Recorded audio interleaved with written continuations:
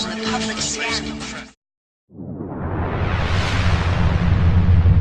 and welcome to this edition of E! True Hollywood Story. I'm your host, Heidi Hessenheffer. In this segment, we will explore the life of the psychologist Sigmund Freud. We have a variety of guests appearing today who influenced him, but first, I will describe Freud's early life. Sigmund Freud was born on May 6, 1856, in Freiburg, Moravia. Although he was of the Jewish faith, he proclaimed himself an atheist. Freud was the first of 8 children. While his family was poor, living in a rented room in a blacksmith house, his parents still sought to pay for his education. He excelled in school and entered the University of Vienna at age 17. Initially, Freud had wanted to study law, but he went into the medical field instead. He studied philosophy, physiology, and zoology, and graduated with an MD in 1881. Now, to talk about Freud's involvement in the medical field, here's Joseph Brown. Joseph, how did you meet Sigmund, and what work do you believe most impacted Sigmund's studies? Thank you for having me, Heidi. I met Sigmund while training at the Institute of Physiology. Our most significant work together was when he was my assistant in my case study of Anna O. She had what I thought to be hysteria. Her symptoms seemed to diminish after she would slip into these hypnotic states and express her feelings and experiences. Sigmund and I later published a book on hysteria 11 years later.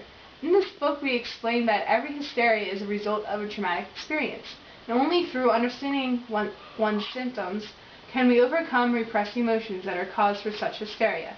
I believe that this study marks the beginning of Sigmund's development of his theory of psychoanalysis. Can you explain psychoanalysis for us? Well, Freud's principle of psychoanalysis states that through examinations of one's verbal accounts of dreams, fantasies, and pre-associations, which are statements that a patient says without any inhibitions, the analysis can bring up the unconscious conflicts and can interpret them for the patient to create insight for solving their problems. Did you have any conflicts with them throughout your career? Well, we definitely had a complicated relationship, as peers and research partners usually do. I am 15 years older than Sigmund, so I definitely feel like a role model. As scientists working in similar fields, it is inevitable that we had conflicting theories. After our book on hysteria was published, our relationship began to dwindle.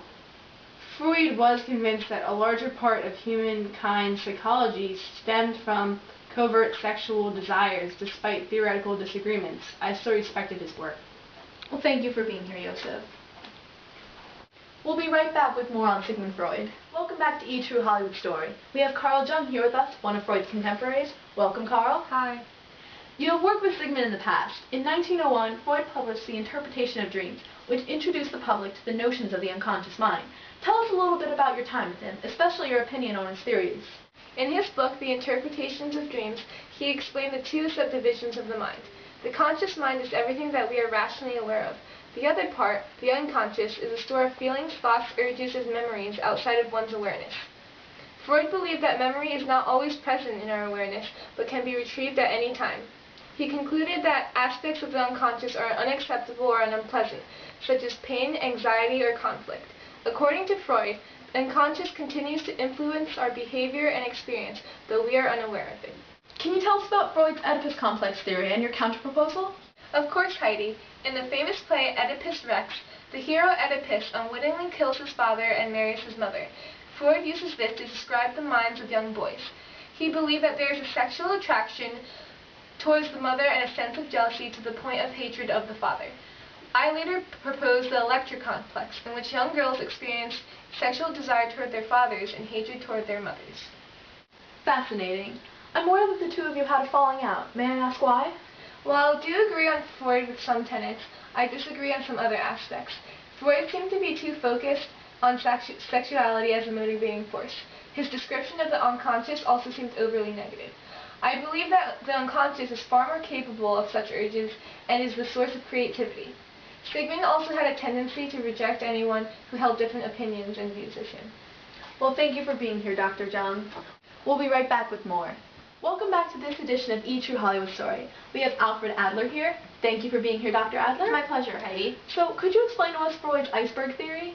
Sure. Freud's iceberg theory was that the human personality consisted of 3 components: the id, the ego, and the superego.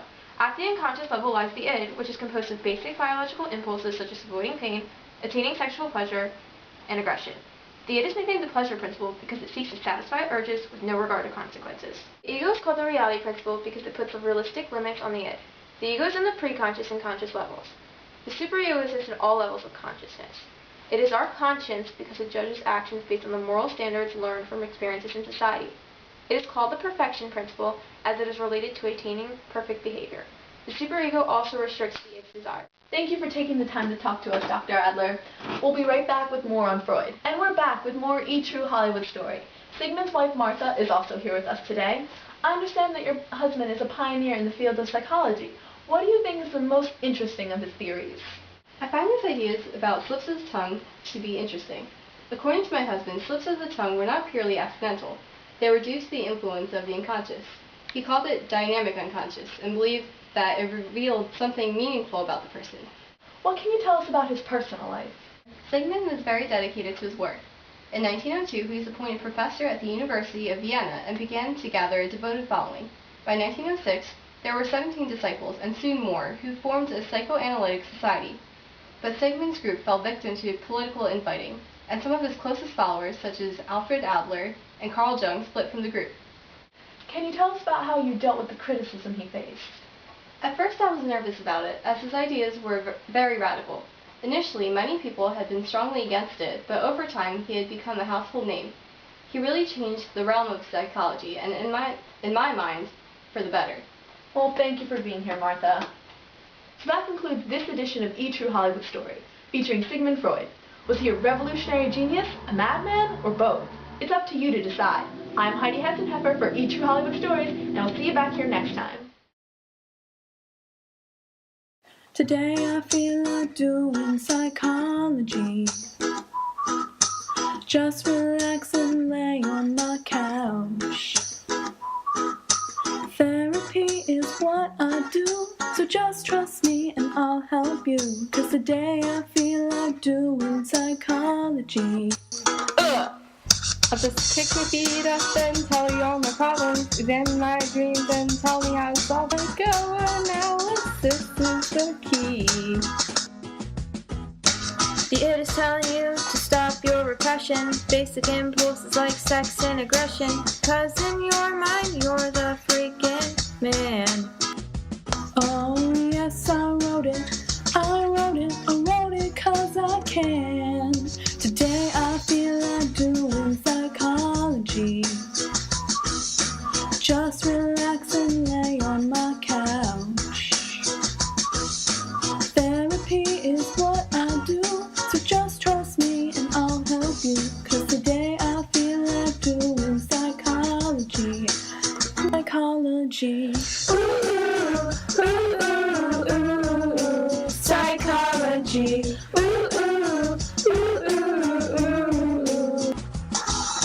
Boys got something called the Oedipus complex, hatred toward the dads with their mothers want sex, and the people screamed out, "This is wrong." Oh my god, this is wrong. Yeah. Slips of the tongue and forgetfulness, not mistakes but dynamic unconscious, revealing something meaningful. Haha. Oh yes, I wrote it 'cause I can. Today I feel like doing psychology. Just relax and lay on my couch. Therapy is what I do. Just trust me and I'll help you. 'Cause today I feel like doing psychology. Ego has social limitations. Superego is my decisions. No, no, no, no, no, no, no, no, no, no. But the id says follow instincts. It's a pleasure by myself. Oh, yeah, yeah, yeah, yeah, yeah, yeah, yeah, yeah, yeah. Ooh, ooh, today we feel like doing psychology. Just relax and lay on our couch. Therapy is what we do, so just trust us and we'll help you. 'Cause today we feel like doing